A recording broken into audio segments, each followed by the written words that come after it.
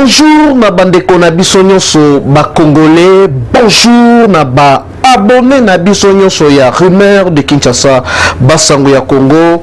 Lelo toyeli bino actualité politique ya maye nyonso ezali kolekana na mboka na biso RDC.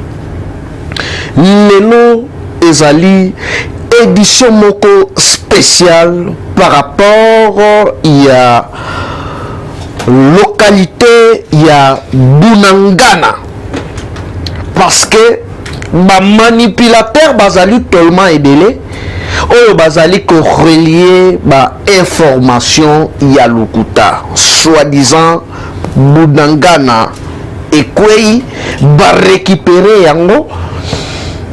Alors tout au long ya émission na biso nde toko pesa bino information ya solo ya mokolo ya lelo lendi. Bunangana ezali sous contrôle ya FARDC na biso. Et awa toko dénoncer traîtrise ya armée ougandaise. Il est grand temps ya kokata coopération wana entre biso na Uganda, parce que chef d'état-major ougandais azalaka clair na tweet na ye, alobaki ye akoki ko décevoir neve na nani noko na ye te, noko na ye nani Paul Kagame, parce que Uganda na Rwanda na minute oyo soki guerre ya est esili complètement, économie na bango mibale ekozala na baisse, ekozala na baisse. Il est grand temps, si ça dépendait que de moi, ambassadeur ougandais esengeli pe azonga epa na bango,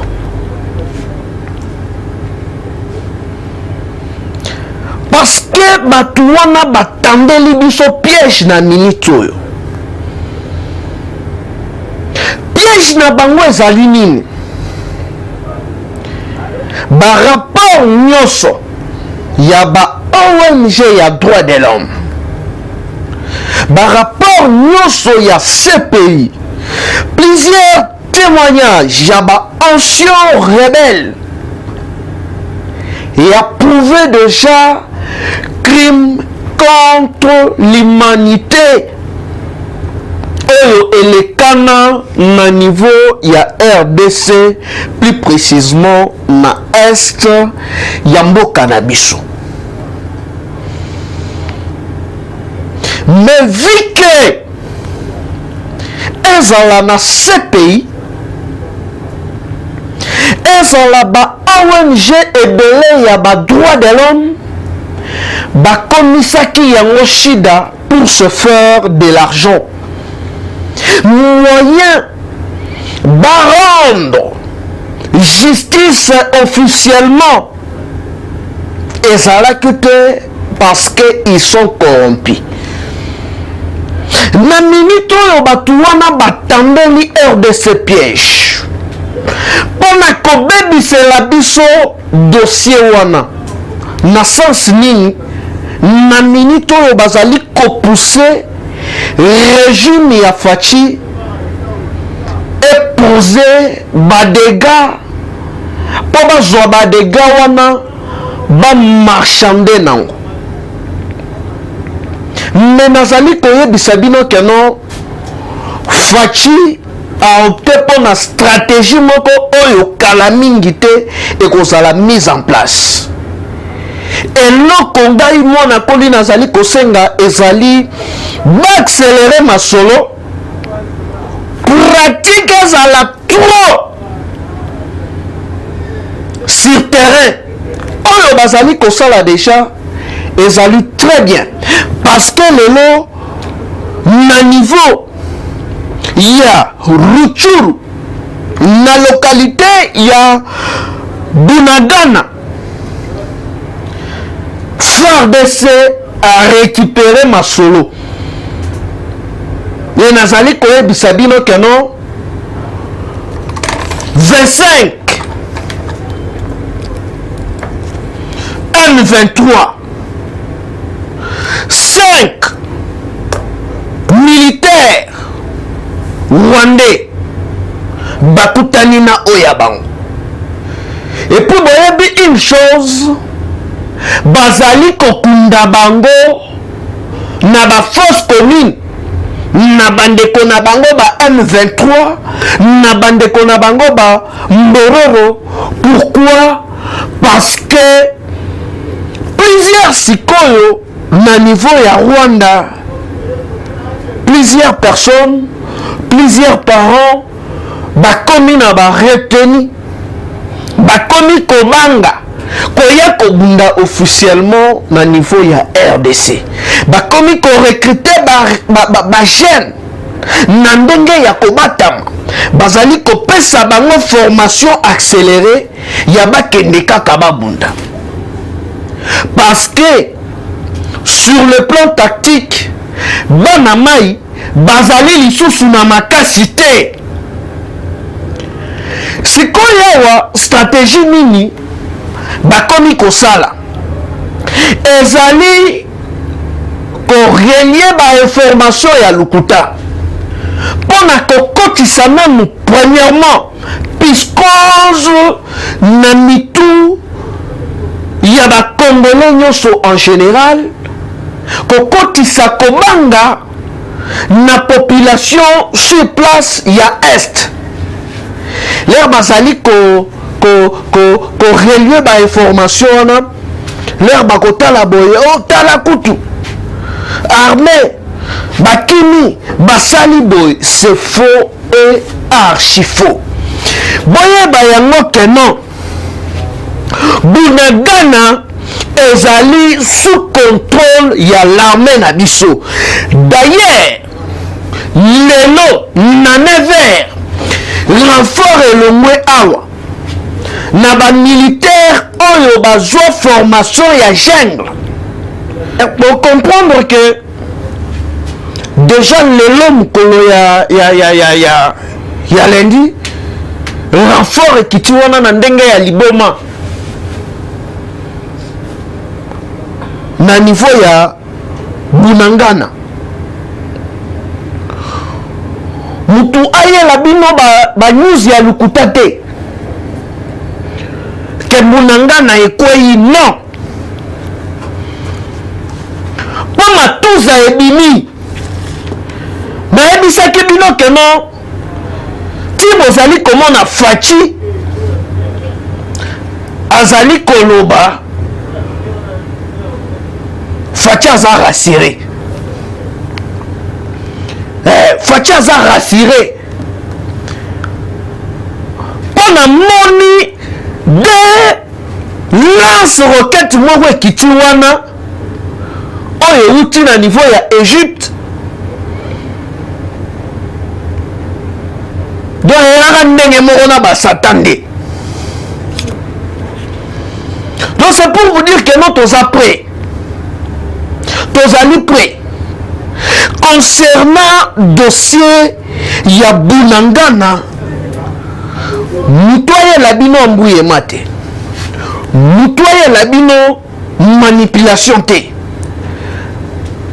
parce que nayebi que non basoi-disant combat fioton bazali wana babimi déjà na poisa eloko ya kokosa ezali lisusu te po baza na bango ba escroc na soi-disant résistance oyo bango babandaki kosala zoka nde ayaki nango kopi batie bango la finga loba boye sala boye mpona komanipule opinion nationale na internationale. Mais biso toza awa biso ya biso ko dénoncer ça la rende awa na terrain les arrêtés que no kende boye ba pession mbongo sala boye rien ya biso zalaka awa tikotaki Fachi a déchoué ba piège ebele ya banguna ebele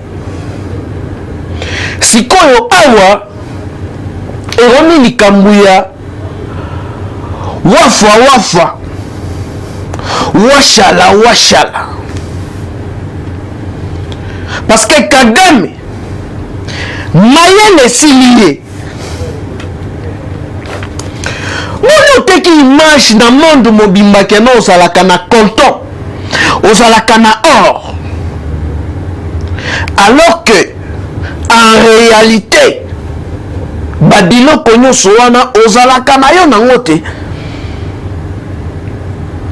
awa tozwi déjà appui ya des pays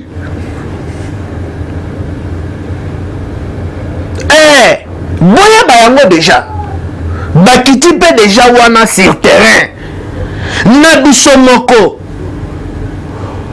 po roi belge apulwaki lisusu déjà Kagame alobi bango nde batrasaki RDC bango nde batrasaki bafrontière soki ezali na bato oyo bakanisi ke RDC ekozala balkanisé babosana yango ozali komona les soi-disant opposition bazokoka koloba te bazokoka kose prononcer te par rapport ya guerre ya est osoriano jusque là silence radio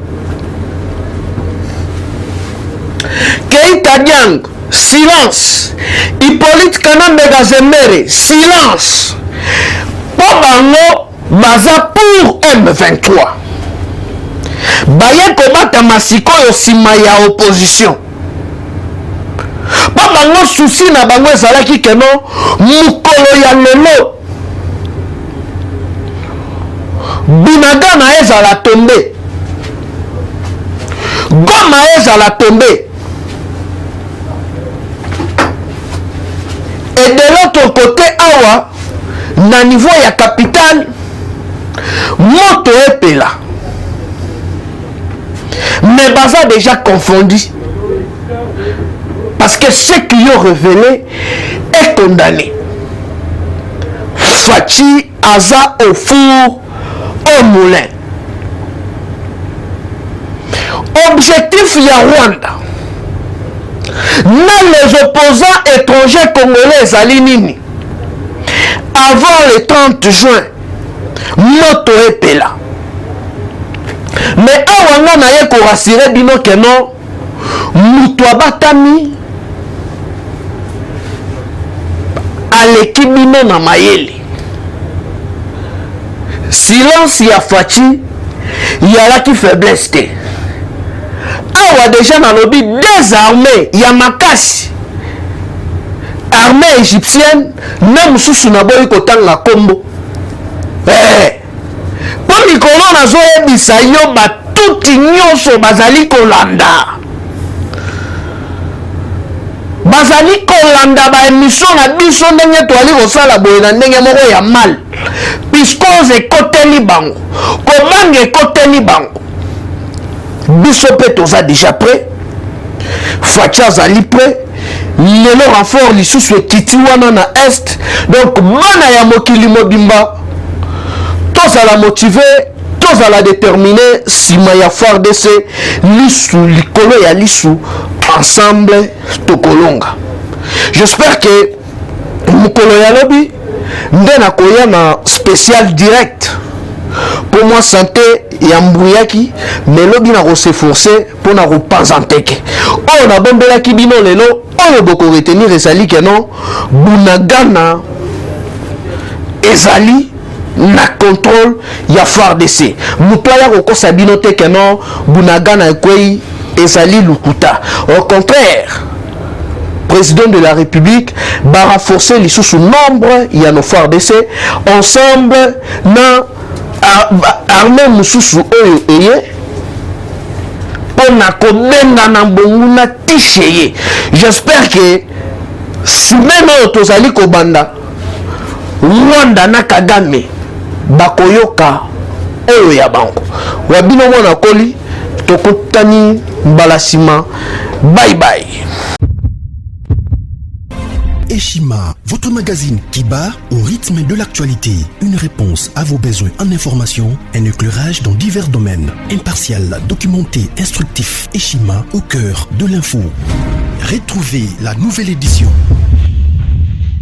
Le service national de la RDC, une seconde chance pour les Kuluna. Le commandant du service national, le général-major Jean-Pierre Kassongo Kabwik, est en passe de réussir le plus difficile.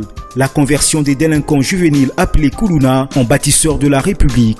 Jean-Pierre Kassongo Kabwik a réalisé des avancées notables à la tête de ce service qu'il occupe depuis juillet 2018. Ce jeune délinquant, presque indomptable dans les rues de Kinshasa, ont finalement été maîtrisés au centre pilote de Kanyama KCC.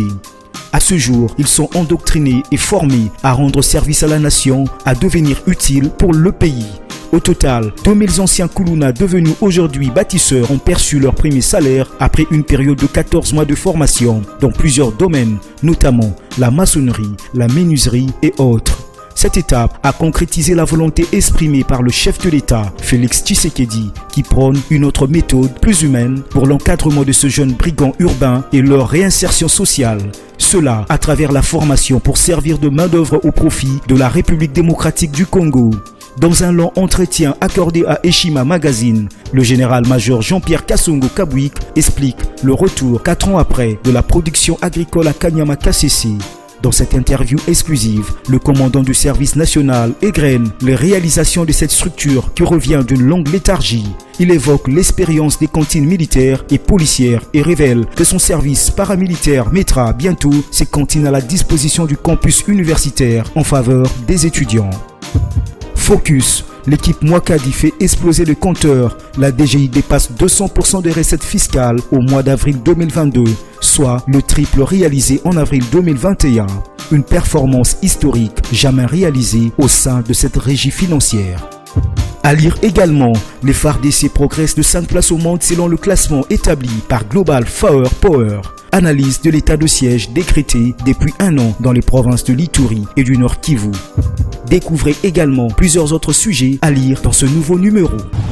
Retrouvez l'intégralité du magazine Eshima dans les kiosques. Eshima Magazine, un nouveau standard d'information.